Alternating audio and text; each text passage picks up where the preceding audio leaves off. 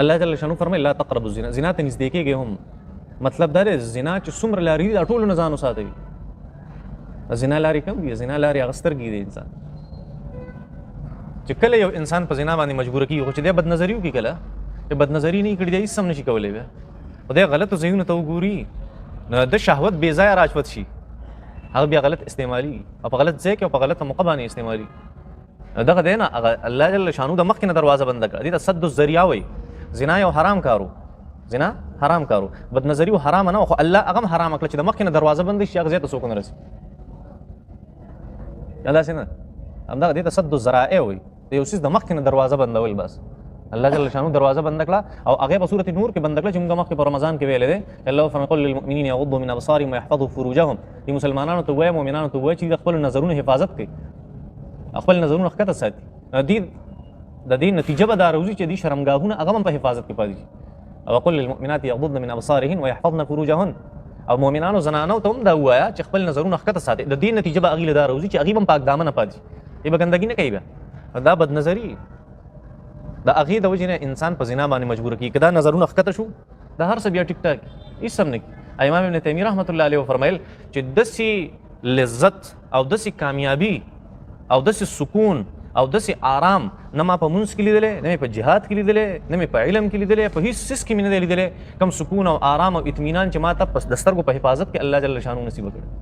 د سترګو دا حفاظت دومره عجیبه څیز دی، دومره عجیب. داسې یو لوی انسان د هغه به دا خبرې کوي. لذت په دې کې دی، بدنظرۍ کې انسان ته لذت محسوسېږي خو دا لذت په دې ځان عادت کوي چې د بدنظرۍ نه د بچ کېدو کوم لذت دی دا څومره دی. خو دا په سټارټ کې پته نه لګي خو چې انسان عادت شي بیا ورته پته لګي. انسان ته چې څنګه په غلط عادت کې مزه راځي دغه شان بیا په دې صحیح عادت کې ورته مزه راځي. انسان له ولې بدنظرۍ کې مزه ورځي، ولې بدنظرۍ کې یو مزه محسوسوي؟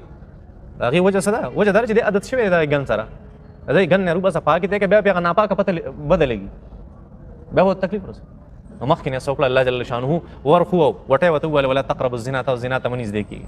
نږدې کېږي هم ورته ډېر خطرناک دا ټول څیزونه پکې راغله. بدنظري په موبایل اس ام اس میسیجونه کول، واتس اپ د هغې سره استعمال، د هغې سره خبرې کول، دغه شان د هغې تصویران هغه کته هغې له لاس وروړه د هغې ځای ته په خپو باندې تله. ځکه نبي کریم صلی الله علیه وسلم فرمیل ابو داود شریف کې روایت دی نبي علیه السلام فرمیل چې د هر اندام زنا شته، د هر اندام زنا شته. د سترګو زنا هغه بدنظري ده، د لاس زنا غلط ځایونه له وروړل دي، د خپو زنا د زنا ځای ته تلل دي. او نبی علیه السلام فرمیل دا زنا مکملېږي په دې باندې چې کله شرمګاه غلطه استعمال شي. دا زنا په دې کمپلیټ دی، اخري هغه انتها ده. دغه ابتدا وه بدنظري، دغه انتها وه، دغه ځای نه زنا شروع. دا څیز چې کنټرول شي هر څه کنټرول کړي. د بلوغت نه پس بس بیا شریعت وي چې اوس هېڅ ضروري نه دي په پلار باندې چې خامخا د بچي د خیال وساتي. د بچي معاملات اوس خپل دي او د پلار معاملات هغې خپل دي. خو بچي ته دا ووي چې په تا باندې اوس هم د مور او پلار حق دا دی چې ته به د هغې ادب او احترام کې او که چېرته هغې ته څه مالي مشکلات راشي یا د هغې د رزق بندوبست نه وي نو هغه ټول د هغې ته مکلف وي او په تا باندې واجب دي او فرض دي چې ته به د هغې د رزق وغیره د نان او نفقې او د سکنا خیال به ساتي. دا په بچو باندې بیا فرض دي د بلوغت نه پس، دا په مور او پلار باندې فرض نه وي. ځکه چې ماشوم بالغ شي بس د مور او پلار هغه ذمواري ختمه شو.